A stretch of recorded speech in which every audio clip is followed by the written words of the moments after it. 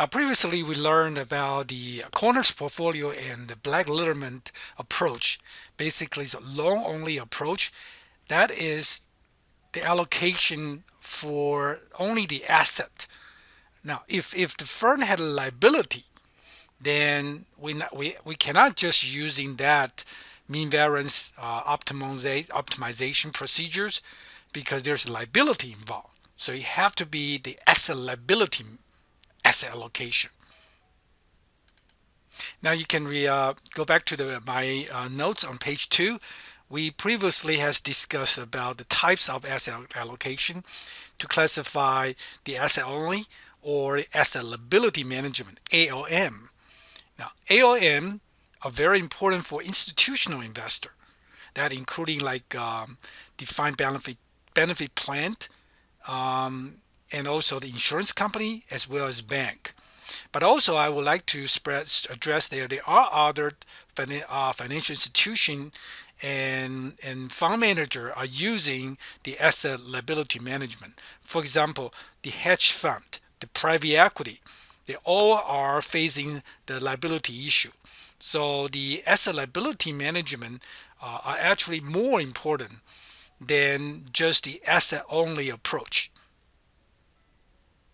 In terms of the asset allocation for asset and liability management, we have three methods.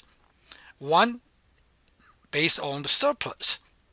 All right, the surplus mean is the market value of asset minus the present value of liability. Now, remember here, I did not say the market value of liability because the liability side may not have a tradable market there for some of the institution. However, when we talk about financial asset, these are a tradable, all right, asset. They have some value can determined by the market. The present value of liability, which cannot be determined by the market, we usually call the fair value of liability. The differences of these two, which called surplus. So the first approach is that if the firm had positive surplus, all right, positive surplus, then we're able to manage it and focus on just the surplus itself. We call surplus optimization procedure or approach. All right, then the next one is using the hedge and return seeking approach. So hedging first, safety first rule. So that is like two steps, right? It's a two-step approach. Unlike the surplus optimization approach, it is one step, all right? So it's just like combining asset and liability into one net portfolio, and then we do in one step.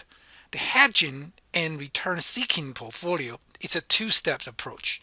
So we do hedging first, and then do the other remaining or surplus for alpha seeking approach. That's two-step approach. Another approach is similar to the second one, but integrate that.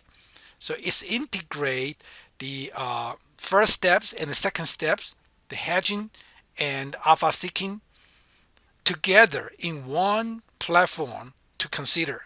So this is third approach for integrated approach.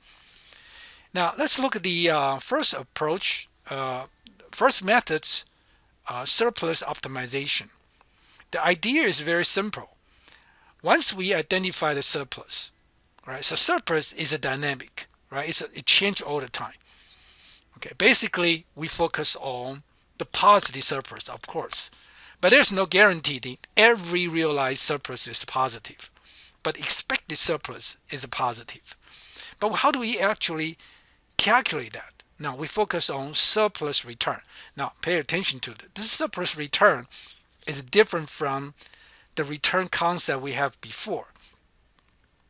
This return is calculated by taking the difference between the change of asset value and the change of liability value.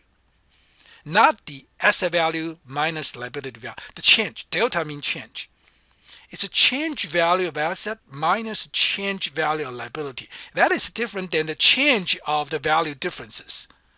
Is the differences of the change of value. So that's different. And divided by, it's not the regional price. You don't look in the net surplus price. You only use the value or the price of asset, not the net, not the surplus. So let me repeat. The surplus return is equal to the differences of change in return in asset and liability divided by the value or the price of asset only, that return. Then we use that return calculation. We want to optimize that. Basically, we maximize the expected utility of the surplus return based on that previous we have learned the Taylor expansion type approach. So it's equal to the expected return of the surplus minus half of 1% times lambda. Lambda is the risk aversion index times the surplus risk. The surplus risk here is the variance, not just the standard deviation of volatility, because this is Taylor expansion. This is a second degree of the expansion. It's a variance. All right. So be careful when you calculate that. I don't have example here, but we did that before. All right. It's just a variance. Now, I would like to pay a little attention here. Is maybe in the exam would go to you for the risk aversion, and why the risk aversion lambda here is so important. Because this is a risk aversion toward surplus. The risk aversion toward return and the risk aversion toward surplus, a different concept. Usually toward surplus is greater than toward return on assets. Why? Because surplus, all right, is one that you already meet the liability. That you tolerate for the negative surplus is very low, right? Your tolerate of return could be high, but your tolerance of surplus will be much lower than a tolerance to the return on your asset. So that's the reason the lambda, even the lambda there is the risk aversion, but this lambda will be really relatively large. So higher the lambda, see this is a negative sign. That means what? In order to maximize your expected utility, you need to much higher expect return on the surplus. That's the reason you require much higher return on surplus.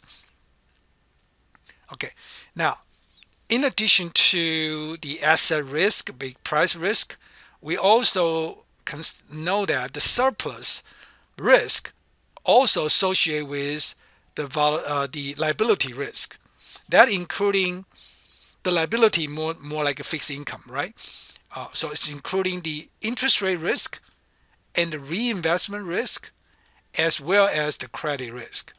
So remember, every time we talk about liability, it's a fixed income type concept because you got to pay interest and you have to meet the obligation on the maturity to pay back the principal. It's more like a fixed income. So for any fixed income type of asset facing three risks: interest rate, reinvestment, and credit risk. Remember that. All right. Overfund status, I will discuss that later on. Let's move to the second approach, two-step approach. Two-step mean what?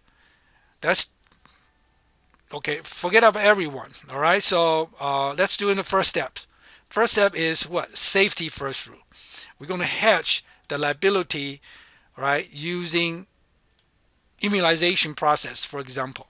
We will talk about immunization later on in the fixed income security side.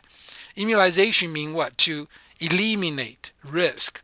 What type of risk? For liability, interest rate risk, reinvestment risk, credit risk.